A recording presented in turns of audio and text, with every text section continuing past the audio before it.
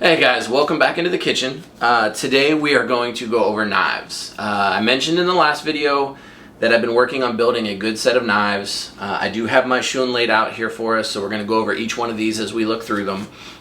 We're going to go over a few of the cuts, simple ones that you're going to do with just basic vegetables. We'll do a chiffonade, we'll do a dice, we'll do a real quick bâtonnet, a julienne, and then we'll also mess around with a little celery, just stuff that's going to be able to show you how to do cuts. You're easily going to get to practice, so I'm going to go over a few things with the cutting board and the knives while we sit here.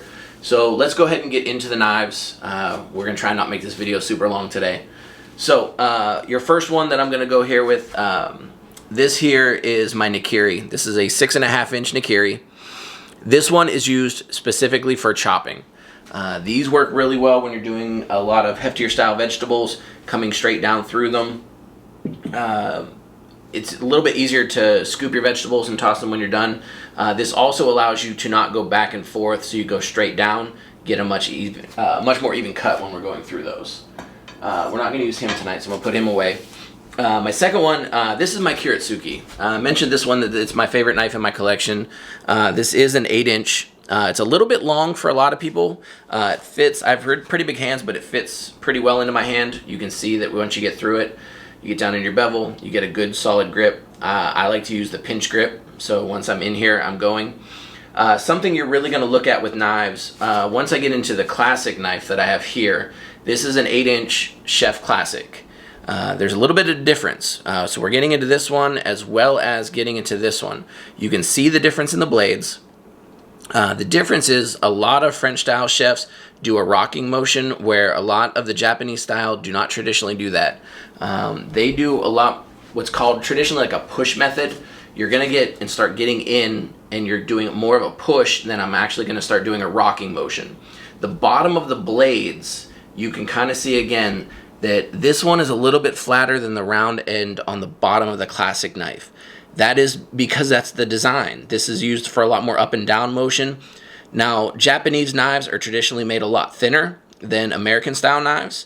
I do happen to have one of my knives sitting here. This is that old Sabbatary that I told you I have. It's been beat up. It's gone through a dishwasher, which you should never ever do. Always wash your knives with light soap, non-scented, and with a soft rag. This one's gone through, it's got a couple little rust marks and stuff on it. This is what happens when you don't really take care of a knife. Now this is a cheap knife, and this is one that I don't worry about, but there is a big difference with these. These ones are a lot more solid than what I'm going to be putting into my Japanese knives. These knives are designed to be taken care of a lot more up and down into that chopping motion than the rocking and the moving on the cutting board. If you start beveling your hand when you're doing your cuts, your knives, especially good Japanese knives, are very likely to break or chip, and that's the fastest way to do those. American style knives are traditionally designed where people chop and push. They don't like to go straight down and get into a regular motion. So these ones are designed to hold up a lot better to that sliding motion on a cutting board. So I'm not going to use this knife anymore. This is the one that's super dull. I'm going to put it through a sharpening stone just because I like to keep it around for when I don't feel like getting my good knives out. I just kind of use this for a quick pull out of the drawer type of knife. So I am going to end up using my Sookie tonight. So I'm not going to use the 8 inch chef knife. So I can put him back into the block. Next that comes with a set is a traditional bread knife. These are really nice. They're beveled so nothing will stick to them. When you go to do your knives, or I'm sorry, when you go to do your bread, super easy cut through them. It allows the bread to, where the aeration pockets are through the bread, to just slice through it and you don't have to worry anything else about those. These are great for doing bagels, doing loaves of bread, anything of that nature. Just makes everything a lot easier. Getting into another smaller type knife, I do have my vegetable knife. This is only a little 3.25 inch. I don't use this knife a whole lot, to be honest with you. It is used for doing a lot of smaller type vegetables. It works really well when you're peeling garlic or slicing garlic. Once you have it peeled, you can come through and get quick little cuts with that. Super nice little knife when you're using those. The next one is going to be a paring knife. Paring knives are extremely popular, especially when you're going to be doing I'm going to do a different slice on this, but if I was coming into it, you're getting your hand in here feeling comfortable around it. And the whole purpose of this is to basically use the tip of the knife. You're wanting to go around, it gives you a lot more control. The smaller the knife, the better your grip, the easier it is to get in those. A lot of people use them for doing seeds, de-seeding a jalapeno. You can cut the top off and get in there and cut around, and you're not worrying about slicing your finger off because you have control over it. Getting into my next knife, this is your slicing knife. This one here is a little bit longer, so it is a 6-inch, but it is on the smaller side. It is the Damascus steel. Again, these are all Damascus. But these are super thin for slicing. You get into roast beefs and cuts of that nature. The purpose is the knife's extremely long, extremely thin, and the whole deal is you want to get in there and do really thin slices. This knife will allow you to do that because the blade is so thin. But with the blade being so thin, you got to watch it if you're cutting off something off of a roast or anything of that nature. You're going to really start getting into a dangerous area because you're going to start to see little chips and cracks. So you want to be careful with these, but great for doing slicings of meats and cheeses. Alright, getting into my last two knives, I'll do this one next. This is my vegetable cleaver. This thing is extremely heavy. It's got a lot of weight to it. You're not messing with this one. This knife is another one that's used primarily for chopping, but I tend to save this one for when I'm doing squashes and bigger type stuff like that. Stuff that I'm not gonna wanna put a regular knife through, something I can get in there. Now this one is so sharp that just the weight of it is going to go ahead and slice yellow squash, a zucchini squash, anything like that if I just put it on there. And that's simply from the weight of the blade and the weight and actually the sharpness of the knife, so it'll slice right down through. This one is also a good one for when you don't have a chopper, so when I get into those vegetables, I can take them, put them on top, take them, dump them into my pan. My last knife that I have on my block, or on my set actually, is my boning knife. This is one of my favorite knives I use. I do a lot of briskets, a lot of barbecue. It's got the great bevel to it. It's curved. I am needing it to get sharpened. I don't know if you're getting close enough that you can see that it is going to need a little bit of work on the blade, and that'll be coming up shortly.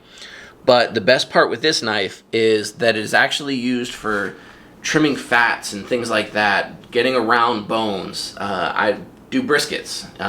You want that 1/4 inch fat on the top, especially when you're doing a whole packer brisket. This knife gives me the control and allows me to get into where I need to be with it.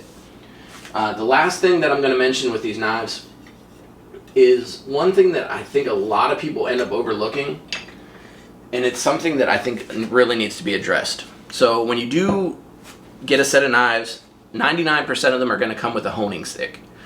Honing sticks are designed for one reason. They're not to sharpen your knives. I know a lot of people always see them and they're like, oh, that's what they're doing, they're sharpening the knife.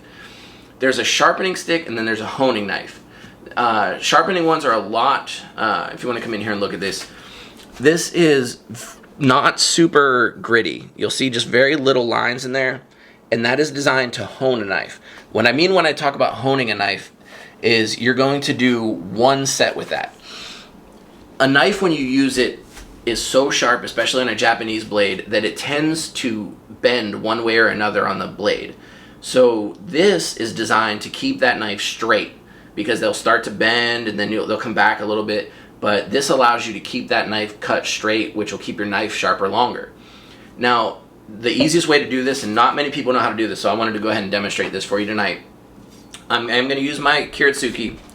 You're going to see a flat edge right here.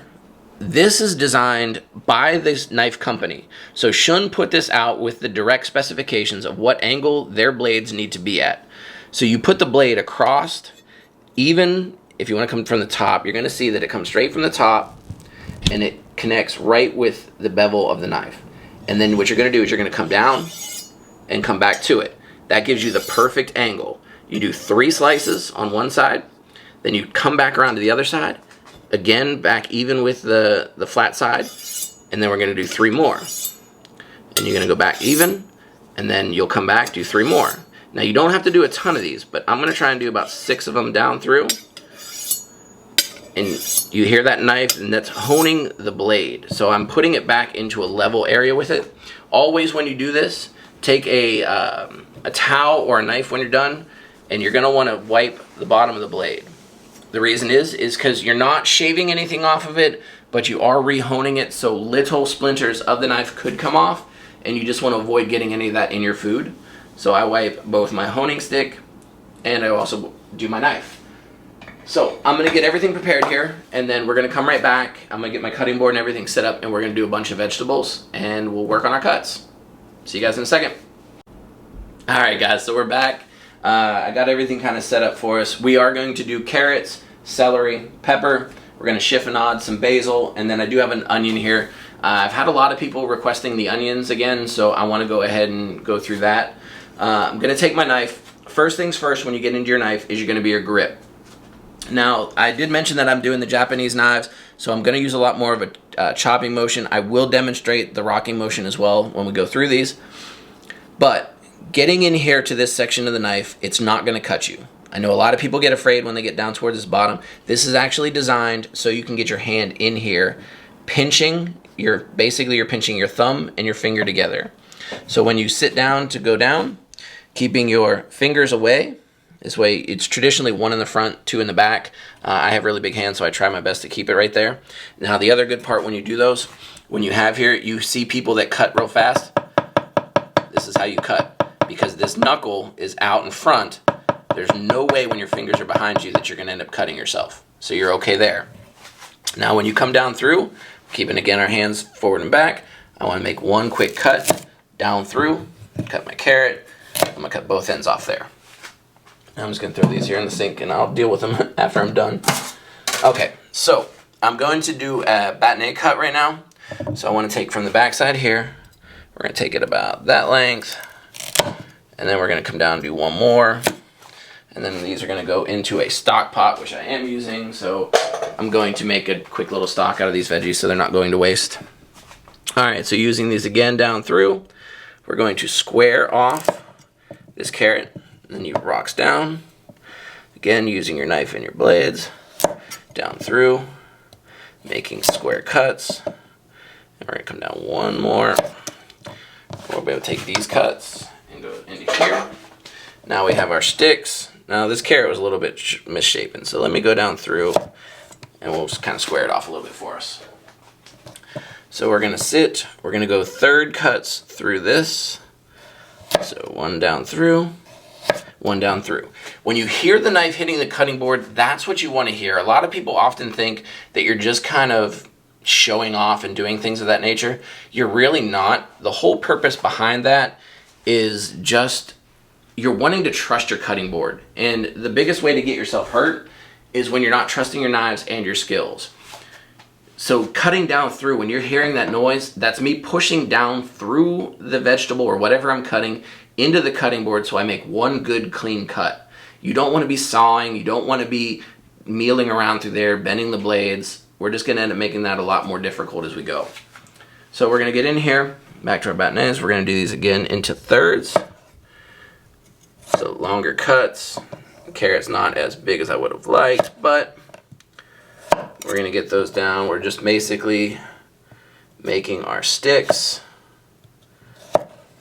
Okay. So this here is just a traditional bâtonnet cut, down through thirds into those. Now if you want to get these into smallers, we can go ahead and do our little dices. We'll level those out, again with our knife at the front, and just coming back and forth. Pulling the knife through.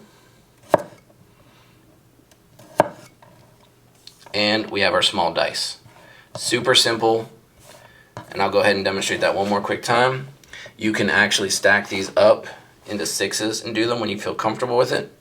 You're getting yourself down through and then following down through with your knife, making sure your fingers are out of the way, back through, making sure your cuts are one in the same. Now we are getting a little bit tighter here. Now I didn't want to do that. That's a mistake on my part, and that's fine when you do that when I kind of get through it, because you want to have those uniform cuts. So I'm left with these pieces here. They're not going to leave that great of a cut, so I'm going to take the top hand method and come over the top. It just allows me to get those into a dice. And the whole purpose of doing uniform cuts is giving yourself a chance to be real fine, real set with these. So when you see these here, these cuts are all genuinely the same size. When you get cuts that are the same size, it means they're going to cook the same. They're going to work a lot better once you're into your cooking, because you don't want them to be too fat. You don't want them to be too skinny. So we're going to put some of these here into our oven, or I'm sorry, into our pot. I'm going to go ahead and get these all done here. And I am going to chop up the rest of the cuts and stuff, but I'm using this, like I said, for a stock. So I'm going to go ahead and get another carrot ready for us. We're going to just cut a couple of the chunks off the sides. This is going to go here. These are going in this one. Always keeping your knife facing downwards. So we're going to go ahead and get ourselves another good cut, keeping our fingers back. So we'll have another set. All right, so now we're going to go back ahead and do another julienne cut. So we want to get these squared off. And see, the fun part about doing this and practicing is you're always going to get better at it. Each cut continuously gets better, looks cleaner, and you don't have to mess with them. So we're going to go back down through this one again. We're going to cut this again into thirds. We are going to cut these into much smaller sticks this time. So when you come across them, you're working on a much smaller plane. And these are getting much more julienne shapes to them. Oops. See, now there's a perfect point of what I did not do correctly. This here, you see how this did not cut through? I pulled my knife backwards at the last second, so you're not going to be able to see a full cut. Now I can go back through and fix that with my knife, but that's me not having a correct stroke, so that is on me. So I'm going back down through, and you'll start seeing speed picking up as you go down through them, because your cuts get faster. Now you want to get these even smaller, you're more than welcome to go back through. We're getting even smaller julienne cuts. So these end up, and the best part is, you can buy like $1 worth of carrots, get in here and just start practicing with your knives, getting yourself used to what you want to do with them. And then you start seeing the much thinner cuts. Now I made these ones a little bit thicker than what you should traditionally do, but you go back through and there's your julienne cuts. So those ones are super easy. Dicing, again, is going to be a very simple technique with these. If you wanted to do a super thin dice with these, there is one simple way to do them. You'll see a lot of chefs that stack up their vegetables. So we have everything stacked here, all those julienne cuts. I'm just basically making a wall there, keeping my knife against it, keeping my fingers free and clear, coming back down through, and you're seeing all the little cuts, super mini dices. Again, this style here, traditionally some people use for pot pies. You don't want to do a lot of slow braise cooking with these ones, because if you get these going this small, they're just going to break down. So just watch what you're actually using these for in your recipes. You'll be able to cook a lot easier, a lot safer when you go through those. But until you get comfortable with your knife skills, I wouldn't suggest trying to do the real fine juliennes. I would allow yourself to get much more comfortable using your different sets of knives before you get a hand into the kitchen. We'll take a couple things of celery. This is another real cheap way, basically just to get your hands on the knives. And, you know, if you're a kid and you're doing these, you know, tell mom or dad you want to make a stock. If you're an adult and you're just wanting to work on your knife skills, easiest way to do these, you're chopping off the white parts at the end here, because I do like to get them a little easier to maneuver. Now we're using them for stock, so it goes into the pot. Now once you get to this side, I always cut off the tops. Once again, right at the tip. Those going into my stock pot. Now you can just come and you start rocking through. Now this is the knife that I would traditionally go down through this way. So you're getting through. Trying to keep my hands a little bit safer there. I got big old fat hands, so they get to be a little more temperamental with them.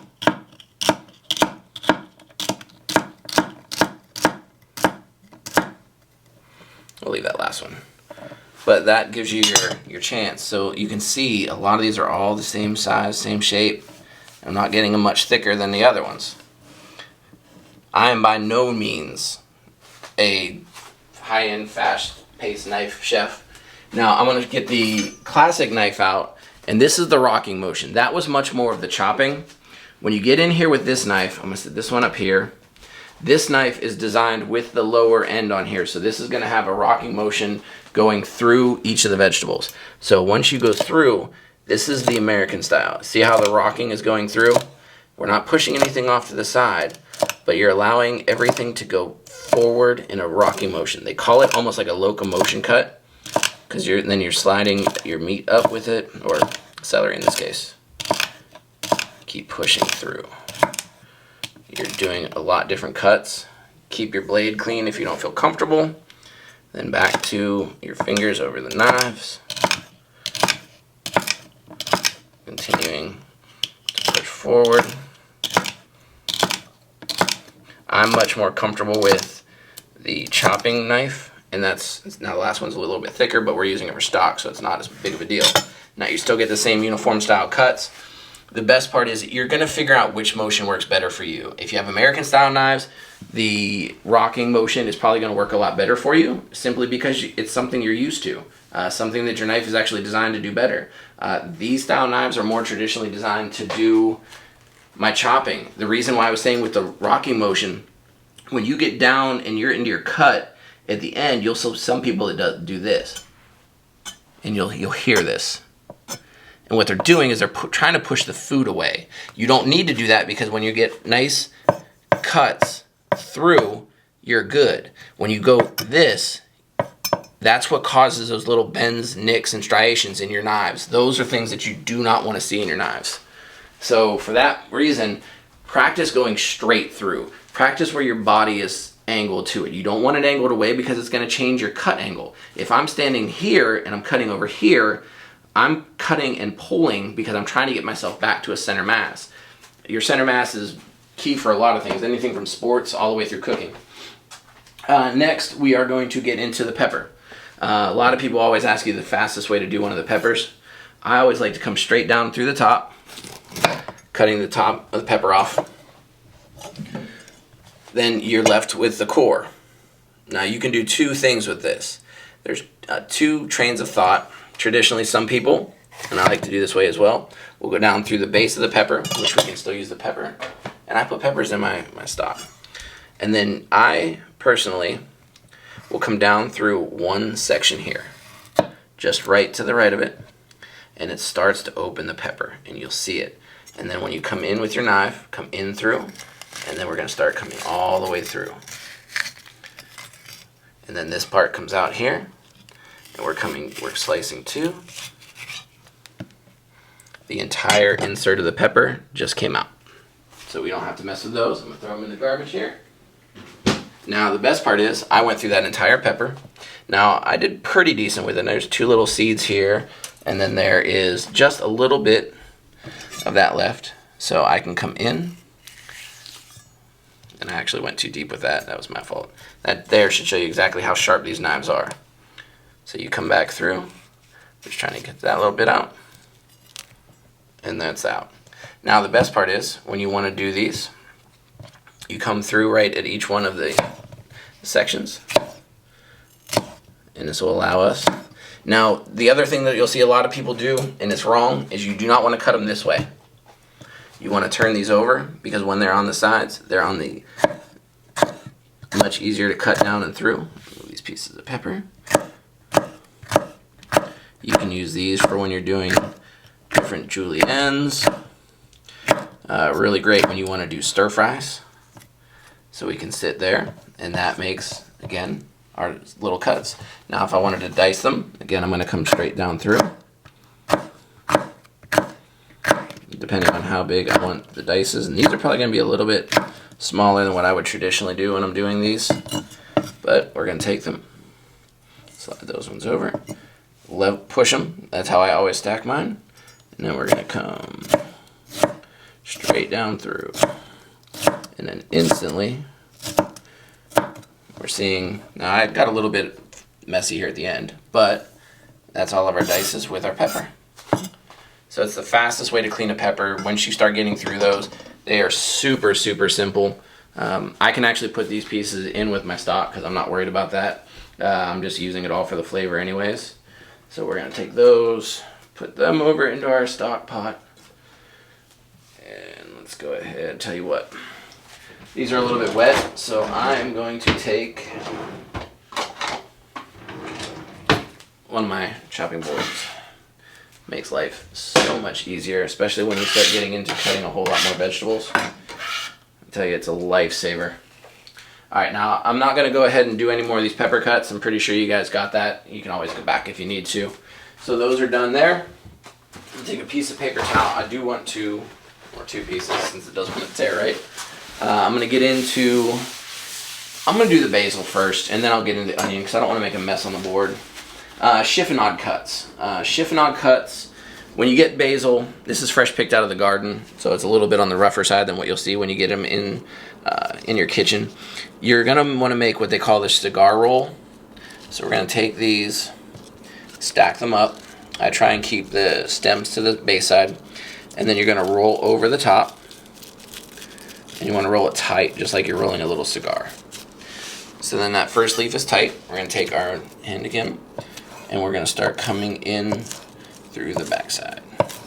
We're not trying to bruise it. You're wanting to do one cut, just one, straight down through. This one you need a little bit more of the rocking motion with. So there, that's finished. We can throw these stems out on the side, and this is a perfect chiffonade of basil. It's the easiest thing to do. This is the fastest way to garnish. A lot of people use this with parsley and a bunch of other little things that they'll use it with.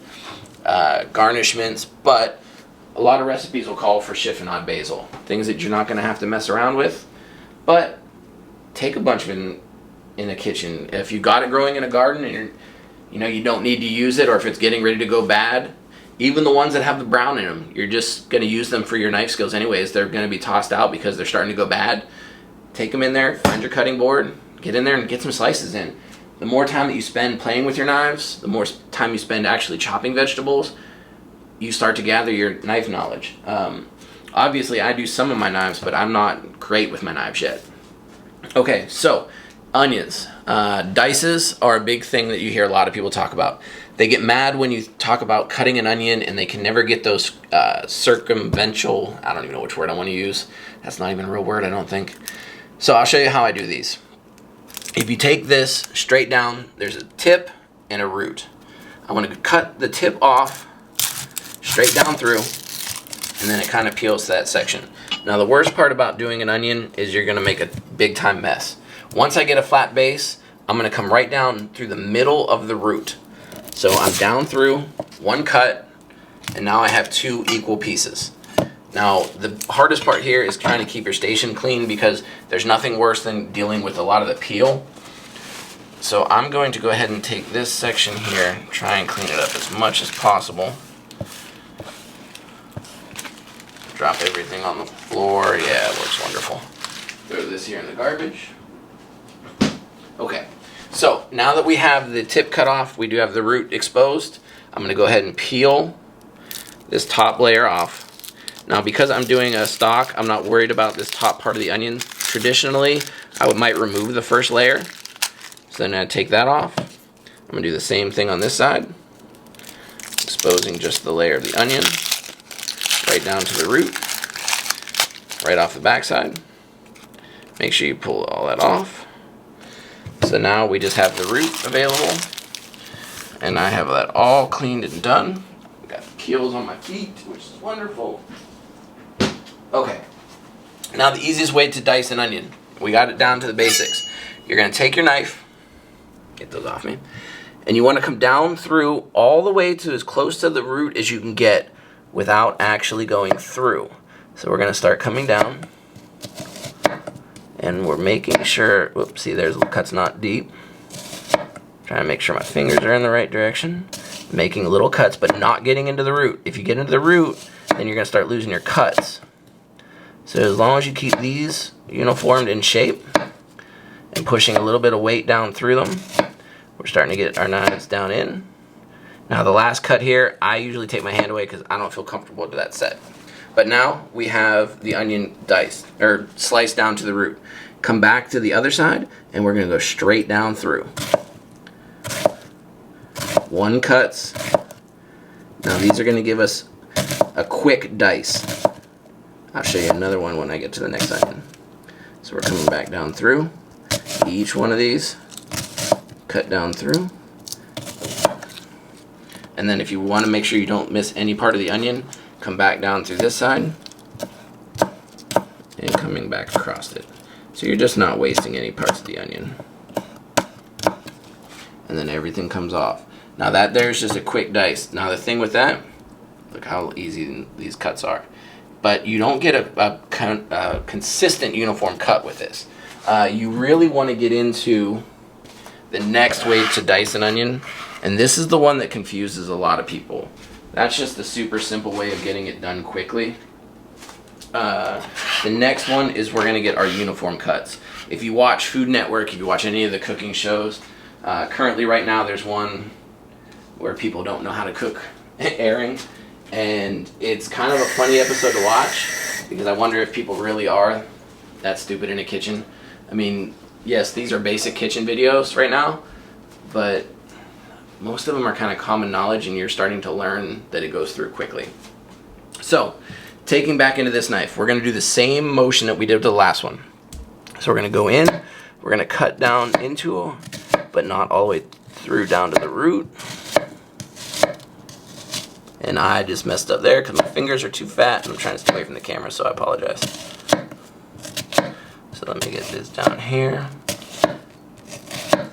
And last cut off that side. Now, that's the same cut. Now we're back to our same portion where we just did the slices. This one, you want to come across the top, keeping your fingers at the top, pushing it together. You can either do 1 cut through the middle, or as I'm doing, taking a sharp knife, going right through, and then we're going to take another knife, another cut, keeping your fingers clear. This is a little bit on the scary side because a lot of people don't like to do that. And then now once you come down through, your cuts are so much more uniform. But you want to watch how far you go in, because I know I didn't get as far back towards my knife as I would have liked because I'm trying to stay on it. But you can see that these are much finer, much closer to being a uniform shape. This is the best way to do any of the traditional cuts that you're going to look at. So, that being said, I'm going to take this and throw it in here. If you have any questions with any of these knife skills, these are a lot of just basics. Like I said, I don't have ninja style knife skills yet. I do want to work on them. It's when I do stocks and simple things like these, it allows me to really build my skill set. But take some time, get in the kitchen, you know, I'll be honest with you, if you go to the store right now, I paid $1.50 for the carrots. I paid 99 cents for the celery. I think I paid 89 cents for each one of the onions. $3, and you can do a lot of dicing, a lot of cutting. Give yourself a chance. Get in there, see what you can do, hone your skills, and over time you're going to realize that your speed starts going faster and faster. So we'll see you guys on the next video, and get in the kitchen, cook something good. See you guys.